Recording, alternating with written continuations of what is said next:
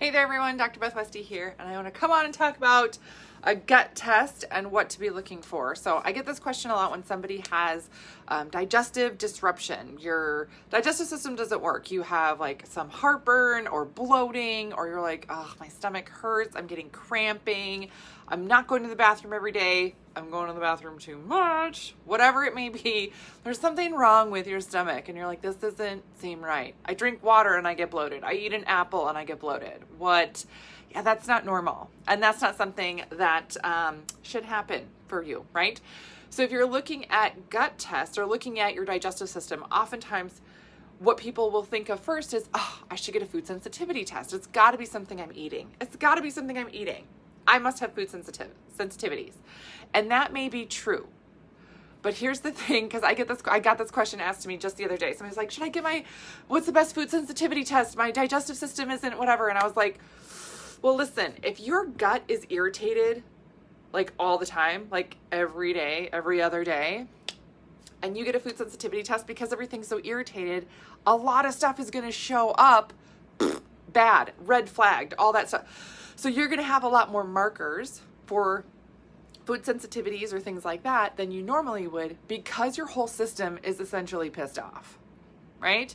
Yeah. I don't think that's an accurate way to look at your digestive system. If you're looking at your digestive system, right, what happens, and I actually had this happen, this was several weeks ago. Somebody had sent me their old food sensitivity test and we went through this whole thing, talked about really getting the gut and healthy working order, and all of a sudden she had maybe 4 things show up as moderate on her food sensitivity test instead of 30 things show up as high sensitive. Huge difference. Was it the foods that changed? No, it was her digestive system that changed. And how do we know what to work on? How do we know that we're working on the right stuff for you? Well, a gut test tells us that. Just like when I talk about hormone testing to make sure that we're targeting the right thing for your system, a gut test does the same thing for your digestive system. If you've tried a bunch of things, if you've tried to cut things out or add in probiotics and you're like, well, it's sort of working, but sort of not, stop guessing. Stop guessing and farting around with it. Farting around with it, right? Because you need a gut test. Oh my God. I don't mean to make dumb jokes like that. It just happens. Okay. But when you're looking at a gut test, one of the tests that I recommend is actually doing a stool test. To test my poop? Yep. Test your poop. See what's going on there. Most efficient and effective way to really see. Yes. So if you're looking for, let me put this in the comments right here. If you're looking for more information on that, I do this when I work with women one-on-one.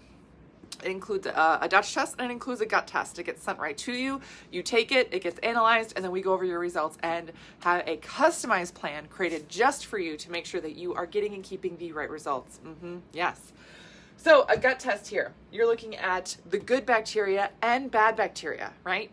Sometimes I've seen tests where they're like, oh, these are the bad bacteria that you have in your system. Okay, well, what about the good bacteria? Do you have any? How much?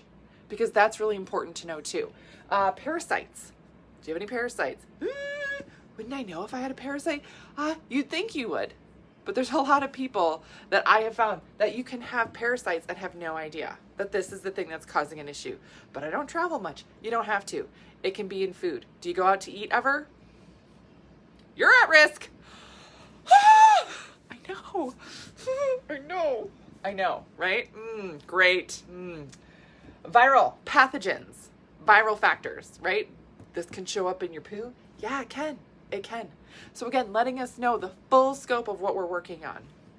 Inflammation, inflammatory markers, autoimmune issues, or negative immune responses. All these things in a good gut test, these things will show up. Gosh, it seems like a lot of stuff. Yeah, it's a lot of stuff. It's a lot of stuff that we're going to work on, look at, again, to make sure we're targeting all the right things for you. There's a lot of information out there on the interwebs, right? And that's great that it gives you a start. But the one mistake that I see people making a lot when they're looking at information is that they're taking stuff that's very general and broad scope and thinking that it's for you. And that, because sometimes you might get lucky. You try something or you add in a probiotic and you're like, great, this fixed everything. Super duper. But so often you start something and you're like, maybe this is helping, maybe it's not, but I'm still having this other reaction and maybe I just have to live with it. No, you don't. Getting to the root of your problem solves all of that, and a gut test is a way to do that. So again, go in the comments, click that link, learn more about this, but again, stop guessing with your own health, right?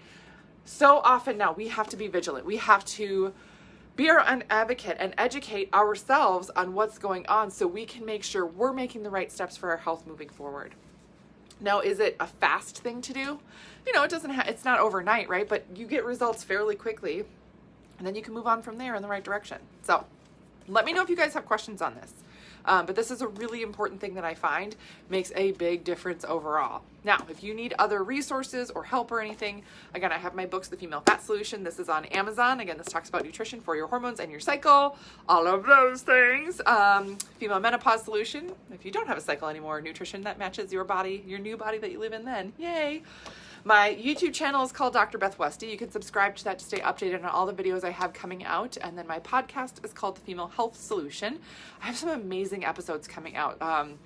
I recorded a couple of them. I recorded some interviews this past week, which I am so pumped for you guys to hear. So again, subscribe to the podcast to make sure that you don't miss any of those things. All right, that's what I got for you guys today. Let me know your questions. Let me know if you need help. There's a lot of information that I talk about. And again, sometimes it can be confusing, but if you need assistance, do not hesitate to reach out. So that's what I got for you tonight. Have a great rest of your night, and I will see you later.